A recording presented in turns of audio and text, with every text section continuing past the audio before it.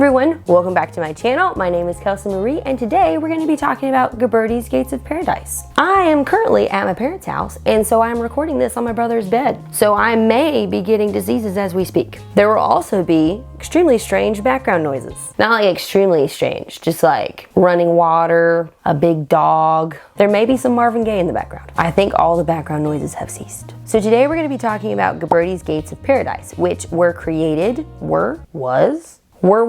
it was created between 1425 and 1452. So we are definitely in the Renaissance, my friends. So these doors were actually commissioned by a extremely wealthy family, and they actually held a competition between Ghiberti and Brunelleschi to create them, and Ghiberti won, which is very interesting because Brunelleschi is famous for creating the Duomo on the Florentine Cathedral, which we will talk about later. I actually had the chance to go on top of the Duomo, but let's be real. Would you have faith in something that has been standing since like the 1400s and you would put yourself on top of it? So, I mean, more power to people who do go on top of it, but like, polite pass.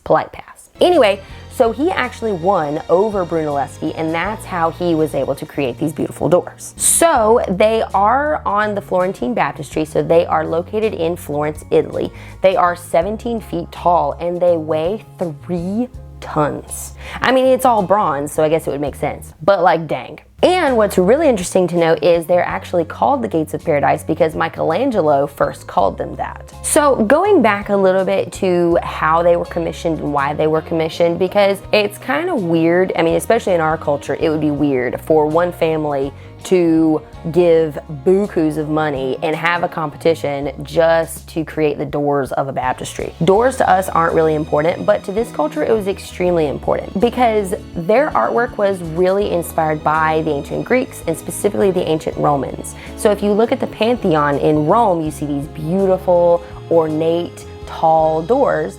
And so that was the inspiration for these doors. Because this culture was very religious, they saw doors as a passageway to something sacred. So, and this is also why the doors have depicted on them all of these different scenes from Genesis. So you have the fall of mankind, you have the strange story of Jacob and Esau, and all of these really awesome stories from the Old Testament because they meant a lot to this culture. But it's important to note that all 10 of these scenes have incredible depth. They have one focal point which keeps with the new notion of naturalism and portraying things how they actually look to the human eye. So this type of artwork is actually called relief sculpture because it creates this optical illusion that characters in the front are more pronounced, they're bigger, while characters in the back are just basically faint lines. So you can really see this three-dimensional space come to life. Also, what is extremely important is in this culture